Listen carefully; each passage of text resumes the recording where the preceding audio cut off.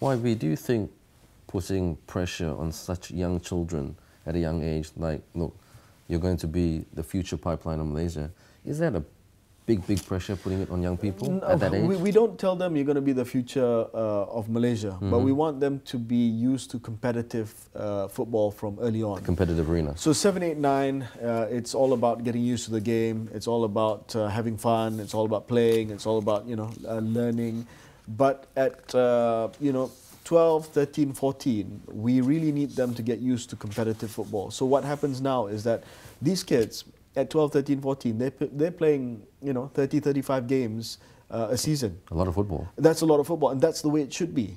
Previously, at that age group, they would wait for MSSM, or they would wait for their carnival, and in one weekend, it'll be all done, or in 2 weekends, it'll all be done. This is like week in, week out, This academy is playing this academy and crossing and stuff like that. So it's a real league format because they need to get used to the rigor of competition, that's right, of regular competition. If they're just training and they're having the odd game here and there, it's not good enough. So 35 games in a year, that's premiership level, man.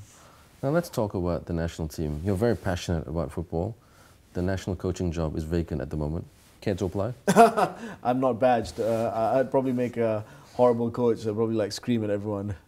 Now, in your professional opinion, does the job need to go to a foreigner or a local? Look, I've said from the start that I don't think that we need a foreigner at the moment. Really? Because I don't think, with all due respect to the current generation of players, I don't think there's much more that you can get out of them.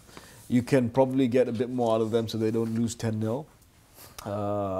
But I don't think they're going to be world beaters anytime soon, this generation of players. So if you get a foreign coach, if you get a marquee name to come and coach the national team, you're really, wasting your resources on a generation of players who probably can't really play that much better. This is my personal view. So I would rather get a good local coach in who understands the system, who can draw that slight extra performance out of the present crop of players, but really focus on the under-23 guys and develop them to become the future of Malaysia. Any particular names that spring to mind? There are many there are many coaches who are Malaysian coaches as well. I mean, let me correct myself. There are foreign coaches who are based in Malaysia. You don't have to go for big marquee names. People who are based here who can apply for the job. And Kim Swee's got a good CV, and I think he can make a strong case for himself if the results are good to stay on. Let's talk about this generation of Malaysian coaches. You said earlier in the interview that the coaches just not good enough. What are they lacking? Passion. Chong Kim will say they don't have the drive and the passion, especially at the development level. Really? And that's what we need. He said a lot of coaches just come and go through the motions, instruct the kids what to do, drills, do this, do that, that's it. But really it's about driving that passion amongst coaches so that it infects the players as well. It's about being thorough in the work. Chong Kim demands that there is thoroughness in terms of reporting, monitoring. Yes, there's a bit of paperwork, but this is what modern coaching is about. It's not just about hair dryer treatment in the locker room and everything.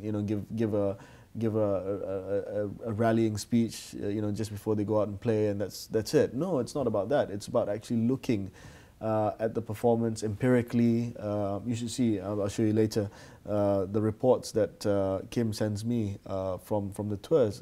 I'm not expecting all coaches at all academies to do as detailed a report as he prepares, but at least there must be some documentation, planning, and I think all these things are still missing. And we're trying to educate them. We send coaches to QPR through our NFDP's tie up with QPR. We have a coaching symposium every year where Kim brings in top coaches from Europe.